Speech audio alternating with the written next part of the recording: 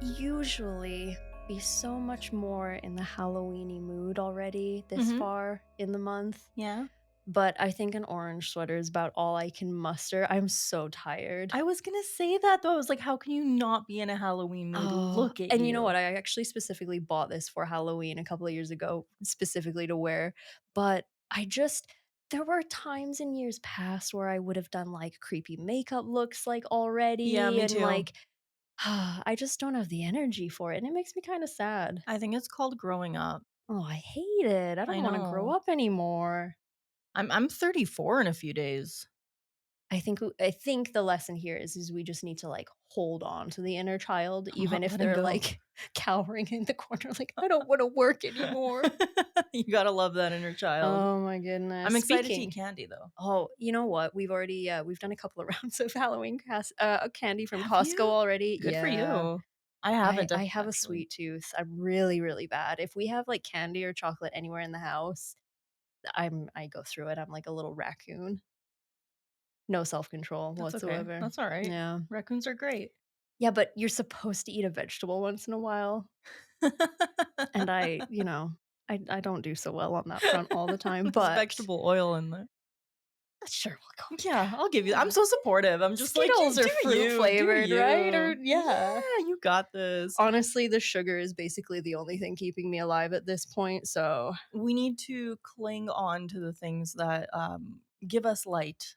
yeah. You know what I mean? Although speaking of light and dark, Ooh, and children for that matter, segue. yeah. Shall we Ooh, shall we jump into let's do it? it. Hello, everyone. I am Charlotte. And I'm Dina. Welcome to the Grim Curriculum. So, we are pulling one up from the archives today. And that's right. As you all know, we have a constantly growing list of future episodes.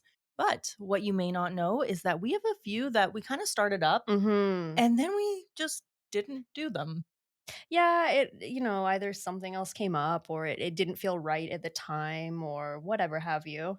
Today's episode was originally going to be episode 20 of the show. We ended up covering the Jersey Devil for that one, which is, I say it all the time, one of my personal favorites. I'm gonna get that Jersey Devil tattoo. Oh, I would if you get the Jersey Devil, I will for sure get Mothman. Okay. I mean, Mothman's been on my tattoo list for a long time already, and the list is long, but I could reprioritize a few Right? Don't look things. cryptid on But me. oh my god, so I mean, we're here at 129, episode 129 now. So that was what, 119 episodes ago? Almost 3 years ago. We've been at this for almost 3 years, first of all. Hello. Craziness. So today, it is finally their time, friends. We are going to be talking about black eyed children. That's right. So we're entering a mishmash of cryptid slash extraterrestrial, urban legend, creepy pasta territory. I am very excited about this. We recently covered Slenderman. Oh, We yes. love Slendy. Slendy. That story to me is very much drawn from fiction. That's Mhm. obvious. But this one does have the potential for truth. Yeah, I mean, it's definitely inspired a lot of stuff, I think, but it's more the myth and the legend around it, rather it just being like an internet meme. Yes. Whenever it's to do with kids, I feel like it's always extra Oh, creepy. I don't absolutely. know why. I don't know why, but there's something about a tiny human being Yeah. acting mysteriously that just like it's the uncanny valley, like very unsettling. Like you're like, Yes. this should be a thing that I want to protect, but why are all the hairs on the back of my neck standing on I end? immediately go to Children of the Corn, which I haven't seen that Yes. movie in eons, but I really want to watch it It's one of my because I love sister's it. favorites, It's which is fantastic. hilarious because she's a school teacher I now. love So that. she's like, yes, my children of the corn. So, what are the black eyed children specifically, and why are we talking about them? Black eyed children, also known as black eyed kids or BEKs, to those talking about them often enough to require an acronym, are strange beings that resemble children. At first glance, they appear as normal kids, often between the ages of 6 to 16 years old. They are seen with a pale complexion and are often dressed in neat but outdated clothing. And what stands out about them at a closer look is their completely blacked out eyeballs. They're often seen approaching people's homes or vehicles where they either ask for a small favor, such as a ride or money, and in some cases, they ask to be let in. So the question is, are these potentially otherworldly beings, or are they simply just wayward children asking for help? Today, we're trying to get to the bottom of that. We're going to be sharing a few of the famous stories regarding them, as well as exploring some theories about what they could possibly be. Black eyed children have captured the attention of the media for decades. Tabloid coverage started as early as the 80s, but they were made most famous in 1996 with the now infamous Brian Bethel sighting. And that is where our story begins. I feel like over the last few episodes, especially with the Menendez bros, we've been spending a lot of time in the 90s We have, lately. I'm kind of loving it. I am too. Unfortunately, Brian cannot recount the actual date, but he states that the event happened either in the spring or the summer of that year in the town of Abilene, Texas. It was late at night, and Brian had just pulled up to the Camelot Communications to pay his internet bill. What a different I time. know. Camelot Communications, important to the story, was located right next to a movie theater. The shop was closed, so he planned to write out a check and leave it in their after hours slot. And as he was finishing it up, he suddenly heard a knock at his driver's side window, which startled him. Two boys between the ages of 9 to 12 stood outside his car. Both of them were dressed in hoodies. He would later describe one as redheaded, pale, and freckled. This boy stood behind the other boy who appeared to be in charge. He described the second boy as somewhat suave, olive skinned, and curly haired. I legitimately tried very hard for a very long time to find out what he meant when he called a 12-year-old suave. I can't figure it out. I just imagine a child. I mean, we've all come across them from time to time where a kid is like 9 or 10 years old, Mhm. but very much speaks like an adult Mhm. just for one reason or another, and I feel like they might come off as very suave because 'cause you're like, "Oh, look at this charismatic little I guy. picture like a 1920s like, "Hey there, sir, can you give me some money?" What do you say, see?" So he cracked his window open just a little bit, fully expecting the boys to ask him for money. And as soon as he did, he was taken over by a feeling of immense dread. The suave boy said to him. We want to watch Mortal Kombat, but we left our money at home. Can we have a ride? The irrational fear he felt continued to grow. Brian glanced at the marquee above the movie theater and then at his clock. Mortal Kombat had started quite a while ago. And this is something that is going to come up in a couple of the other stories. They seem to ask questions Mhm.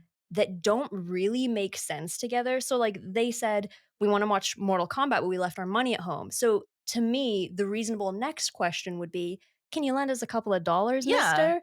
But instead, they're like, "We left our money at home. Can we have a ride?"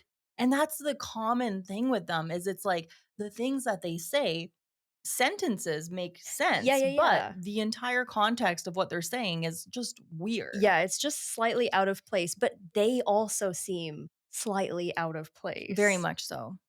He explained to them that by the time he drove them anywhere, the movie would be long over. Suave Boy continued to try to persuade him. He said, It wouldn't take too long. "Okay." We're just two little kids. Which sounds like something that two creatures that are not two little kids would try to say to convince you. It's one of those things where it's like, I thought you were, but now that you said Yeah. that, I don't think you are anymore. Don't worry, don't worry. I'm not going to hurt you. Well, I didn't think you were, but now I do. Exactly. We don't have a gun or anything, Okay, they red said. flag. Okay, I wouldn't expect a 9 or 12-year-old to have a gun. I do now, maybe, sir. Exactly. So the entire time, Brian says that his hand was slowly reaching towards the lock on his door. He pulled it away quickly, which caused him to break eye contact with the boy. And at this point, he said his fear was uncontrollable. He described what happened next by saying, Both boys stared at me with coal black eyes, the sort of eyes one sees these days on aliens or bargain basement vampires on late night television. Soulless orbs like two great swaths of starless night. now, it is the Halloween season. Yes. So some of you might be hearing this and you're thinking of the Halloween like blackout contact lenses. Mhm. They did have those back then. They Yeah, did. 1996, not Yeah. that long ago. Yes, However, however, they Those were hard to get. Those are hard to get, they were expensive, and they were very much like a specialty thing that kids weren't really getting. No, and as someone who has worked in an optometry clinic, scleral contacts like that would not be used on children. There may be some very, very rare medical case where you might have a clear one for Mhm. whatever reason, but very rarely would you put a contact like that on a kid because it's just asking for Oh, trouble. absolutely. Brian made up a series of excuses about why he couldn't take them anywhere and proceeded to try and drive away. As he did, one of the boys began banging on his window and said, "We can't come in unless you tell us it's okay, let us in." Brian did the right thing and drove off immediately. And as he glanced in his rearview mirror, both boys were simply gone. Now, we do need to point out, very important, Brian Mhm. is a writer. Yeah, if you couldn't guess by the soulless orbs like two great swaths of starless night, very Exactly. poetic. Now, during this time, Brian was a part of a paranormal email list. He wrote down his story and shared it with his friends.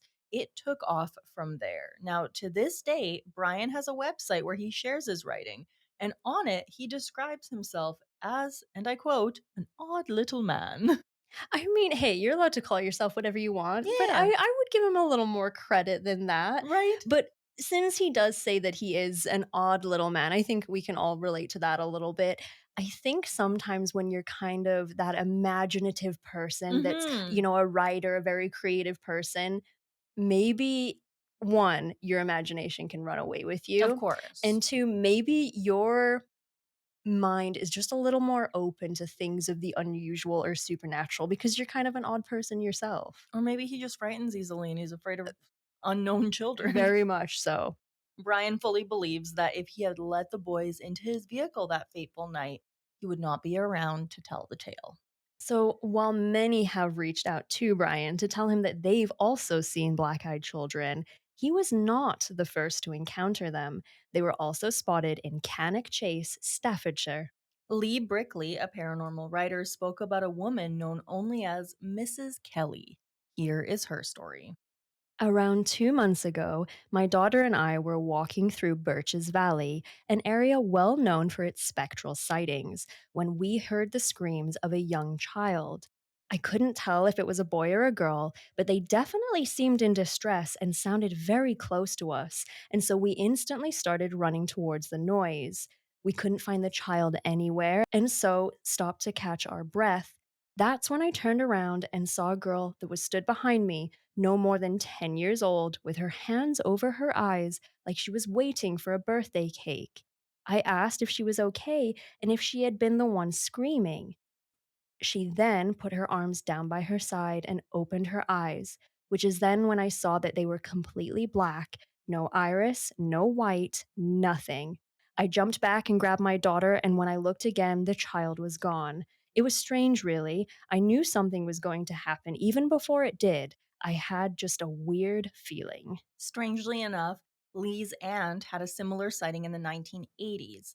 She followed the sounds of a little girl screaming for help, only to find a strange young girl who glared at her until she vanished. It is worth noting that Cannock Chase is known for the tragic murders of a group of young girls in 1966. Two were killed, with another about a year and a half later. One of the funny things about Lee's aunt Yes. is when she was telling him this story, she was like, when we were little kids, we used to get these like cheap Halloween masks and we would run around Cannock Chase and find couples who were like making out Oh my and scare god. the absolute shit out of them. That is so funny. I absolutely love that. That's funny as fuck. So it's like, it's interesting to me that she had this experience when in reality, like, she was one of the scary children herself. Yeah. I mean, again, I guess when your imagination is already kind of Yes. open to that sort of thing, or maybe in the moment, she was like in the back of her mind, she's like, is this karma for being a little shit? Right? Another report takes us to Vermont. It was a cold winter night, and the witness was fast asleep when she awoke to the sound of heavy knocking at her door. She was worried that someone had gotten into a car accident nearby and needed help, so she went to see who it was. Here is her story as told by her. I think this one is also the one that scares me the most as well. Oh my god, yeah. When I looked out the window, I could see that our motion spotlight was on. I could see that there were footprints in the snow that had come from our road and into our driveway, but there was no car anywhere. The snow was still covering the road, and no one had driven on it for at least a couple of hours. Our front door was obscured from the window, but I could see that someone was standing there. I wasn't sure what to think, so I woke up my husband just to feel safer. While I was telling him what was going on, the banging on the door started again, and my husband went to answer it while I stood in the hallway. When he opened the door, there were two children standing in the snow looking towards the ground. They were a boy and a girl and could not have been more than 8 years old. They were dressed strangely and had odd haircuts. The girl's hair was very long and straight, and the boy had a dated haircut that looked almost like a bowl cut. They weren't dressed for the winter, and my first thought was that they must have been Mennonite children.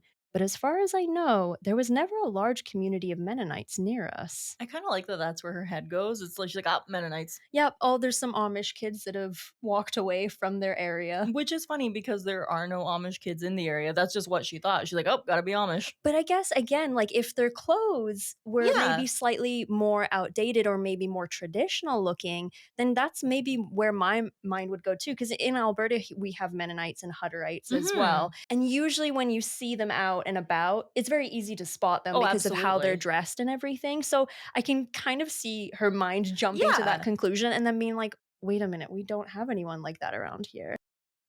She also reported that the children didn't want to make eye contact, and when asked where their parents were, they simply said, "They'll be here soon." Don't like that. She goes on to say, I started to notice that our cats, we had four, were all hiding except for Pigeon, who was in the kitchen with me. Normally, our cats are very curious and friendly, and we have to be careful that they don't run out of the door when we leave.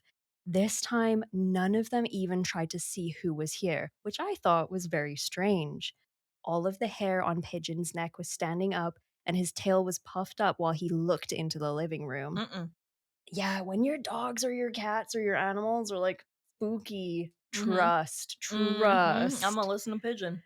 When I bent down to pet him and see what was wrong, he hissed and started growling and backed up until he had hid himself under the kitchen island. I had never seen him do that before. When the children finally made eye contact, she was shocked to see that they had no white in their eyes, only black. She was visibly surprised. The children explained that they wanted to go to the bathroom together, so they did. The power then went out and her husband's nose started bleeding, Mm. so she went to get a tissue. I would have let them go in the bathroom and then I would have like propped a door and then I would have left. Right? That's when Like, you no. I'm shocked no one's calling like CPS or the police or something like that, being like, "There's kids at my door, it's Absolutely. 3 in the morning." Because, ah, man, I as much as I'm the kind of person and I'm very vocal about it, I don't want kids of my own, but I do have a soft spot for kids. Of Like course. I I get that you would want to invite them in because it's like, "Oh my god, what are you doing? It's cold outside. Where are your parents?" Yeah. And in theory, again, there's supposed to be the thing that as, a human adult, "Oh my god, we need to cherish and love and care for this Mhm. thing."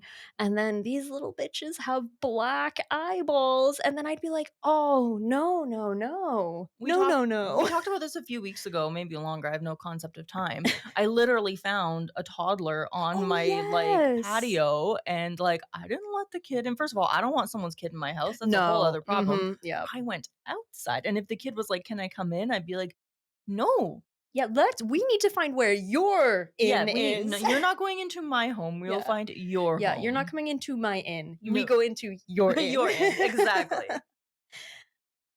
So she saw the kids standing in the dark and felt this rush of fear. After moments of silence, one child spoke out and said, "Our parents are here." They rushed to the door and got into a car driven by two men in dark suits. Hmm. Very spooky. Now, that wasn't the end of their story. No. She claims that a string of horrible events happened after this, including her cats all dying or going missing, and her husband being diagnosed with cancer. And the thing about the cancer is, she said he kept having these nosebleeds, Mhm. and the cancer was related to those nosebleeds. Whoa, so that was what finally sort of triggered them to take action and figure out what was going Yeah. on. I I mean, we'll get into the theories here in Hmm. just, very shortly, but part of me wonders if they're just like an ill omen. Yeah. We'll talk about them being like sort of these like chaotic little critters, Mhm. but I almost, in more thought, oh, we'll get into it. We'll get into It it. without getting too far into it, Yeah. it reminds me of your boy Mothman.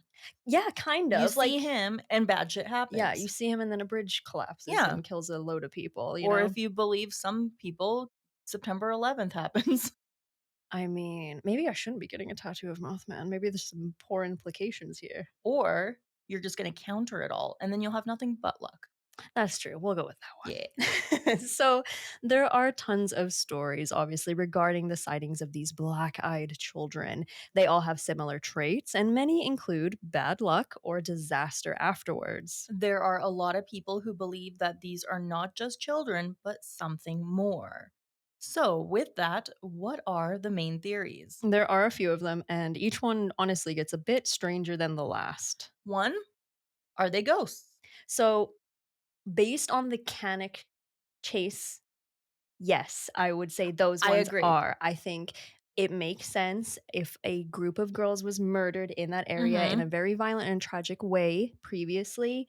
I feel like their spirits may be lingering, right? And Yeah. maybe causing some mischief for the adults of the area. So in that case, I could see that particular case being a ghostly spectral sort of situation. I think when you see them very momentarily like that, I could see ghosts, but when they're coming into your house and interacting with you more heavily, Knocking on your that windows and I'm like, stuff? "Oh, you're not a Yes, ghost." exactly. So another theory is that they are human alien hybrids related to the Men in Black. One of the ideas here, and there's a few different kind of facets of this theory, is Mhm. that they take women, Yes. impregnate them with alien sperm, let them have the baby, and then the baby is raised by the Men in Black. And the babies are the black-eyed children. Yes. It's all connected. And Exactly. to be fair, if this is the first time you're hearing the term Men in Black, we're not talking about the movies. No. Although, I mean, like Aliens, Men in Black, I can see why you made that connection. Not Will Smith, not Tommy Lee Jones. These sort of also very cryptid like mysterious figures that often show up are pale and are wearing crisp black suits. And the thing about the Men in Black too is we talked about them when we did cover Mothman a million years Yes, we ago with did. Indrid Cole. But one of the things that they say about Men in Black is they say these things that separately make sense, but together don't make any sense, just like the Hmm. Black Eyed Kids do. Exactly. There are some who believe that they are the children of the devil himself, and that allowing them to enter a dwelling invites evil into your life, and then henceforth the disaster and misery that follows. This goes into legends of the Cambion, which is an offspring between a human and an incubus or succubus, or possibly a changeling, which is the child of a demon or a fairy. I could see the fairy thing. Mischievous. Yes, very Mhm. mischievous, very much like wants for you to owe them something. Yes. Fairies also famously have to be invited in. Mhm. There's a few connections there. There are many who believe that they are just another version of that friend of a friend ghost story, an urban legend that, while captivating, is just that, a legend. And there we have it, friends, the story of the black-eyed children. When Cody asked what we were gonna be covering next, I was like, "Oh, the Black-Eyed Children," and he's like, "Oh, they sing My Humps, right?" And I was like, "But I love that. good one, I bub." love that. Quit playing games with my heart, black-eyed children. No, they'll just fuck up your life, Yeah. it's fine. My humps, my oh my god, I have cancer. Oh my Like, I don't know what to say. I think that's my favorite thing you've ever said to me. Oh my Oh, god. there was what was that theory? I did have a different theory as well, not necessarily on their origin or what they actually are, Mhm. but the reason that they potentially speak in these sort of strange out of context sentences is that they're like mimics, Yes. which kind of may fall into sort of that changeling fairy Mhm. category where especially the ones that accosted Brian at the movie theater, I feel like they were hanging around the movie theater, hearing other kids being like, "We're gonna go see Mortal Kombat, mister," like, and then they picked up on that, or they've heard other kids being like, "Hey, mister, can I have a ride?" And Exactly. they're like, "What can we do to integrate ourselves into this disguise?" Mhm. But not really realizing the context of what they're saying, Yeah, right? They're just kind of exactly. parroting it. So I don't know. There's a lot of good theories. If you are listening and you have a theory. Or if you have had an encounter with them Ooh, yourself, especially that. yeah, I don't know what the chances of that are, but I'd love to hear it. Because the other thing is too is they're not specific to one area. No. We've talked about the UK, we've talked about Vermont, like they're kind of, Texas Mhm. even, they're kind of far spread across the Absolutely. globe. I also wonder, I mean, humans in general, culturally, we all have sort of these very similar legends, myths, Mhm. all that kind of stuff. But it is interesting to me that kind of no matter where you go globally, again, kind of like I said in the beginning, nothing creepier than a child with weird eyes. Absolutely. But yeah, if you, have thoughts or experiences, thegrimcurriculum@gmail.com, Mhm. let us know. Yes, please. All right. So there we have it. The Black-Eyed Children. It's a fun little Halloween time It story. I like it, is. I I like like a it. spooky one from time to Me time. too. Alrighty, we are at the end of the episode, but before we wrap up, we always shout out to our lovely patrons over on Patreon, and especially our VIP tier on Patreon as well. Heck yeah, a giant thank you to Mayhem Mudkip, Steven Centauri, Nova, Lisa, Kevinus Musicus, Judy, Hillary, Bob, Brian, Atlantean Jedi, and Carrie. Thank you, thank you. Y'all are the titty city, the bee's knees, the cat's pajamas, all that Mhm. good stuff. You are awesome. And shout out to everyone else that's supporting us out there, whether you're just listening on the various podcast platforms, whether you're signed up to Patreon or following us on social media or all of the above. Thank you, thank you, thank you. And if you do want to find us, honestly, you can throw us into Google. The Grim Curriculum will pretty sure will come up wherever. But what are we on? Facebook, Instagram, Instagram, Twitter, Twitch, TikTok. YouTube. We're on all All the the things. things. Heck yeah. Although, based on the new news on the block feature on Twitter, I don't know if Canada's going to be getting rid of Twitter here in the near I could future. see how I'm not for it. I don't like it. Mm-mm. I don't know. What are you doing, Elon? I love talking to everyone on the social medias. It is Mhm. super cool in that sense. And the internet can be such a positive place, but god damn can it be such a negative It place. really can. I don't know. Social media is a bit of a life sucker sometimes. It You definitely got to is. keep on the good, positive algorithms with your homies, man. My algorithm currently is very guinea pig I oriented, and love I don't that. know how that I had guinea pigs as a kid. I don't know how that happened, but I'm really excited about it. Before we wrap up, I follow specifically a guinea pig on TikTok called Din Din. Din And din. his owner, she plays piano and he Uh-huh. sleeps on top of the piano while she plays. And it is the most wholesome thing. Din Din the guinea pig, you will not be We disappointed. love you, Din Din. Also, Uh, speaking of Patreon, oh, yeah. make sure you check it out. There is a free tier. You can get early episode reveals. We've got some really awesome topics coming up, some really Mm grisly stuff, some more historic hmm. Mm hmm.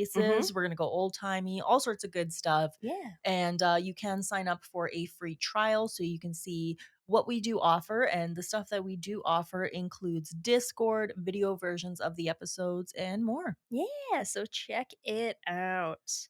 Thank you all so much for listening. This has been The The Grim Grim Curriculum. Curriculum. Fun fact for you: Mm hmm. the male giraffe will continuously headbutt the female in the bladder until she urinates. The male then tastes the pee, and that helps him figure out if the female is ovulating. And if she is, it's go time. I thought humans had some pretty wild mating practices, but the animal kingdom, I think, has us beat. It Perhaps, definitely perhaps, does. yeah. Bye. Bye. The horns on top of their heads are called ossicles.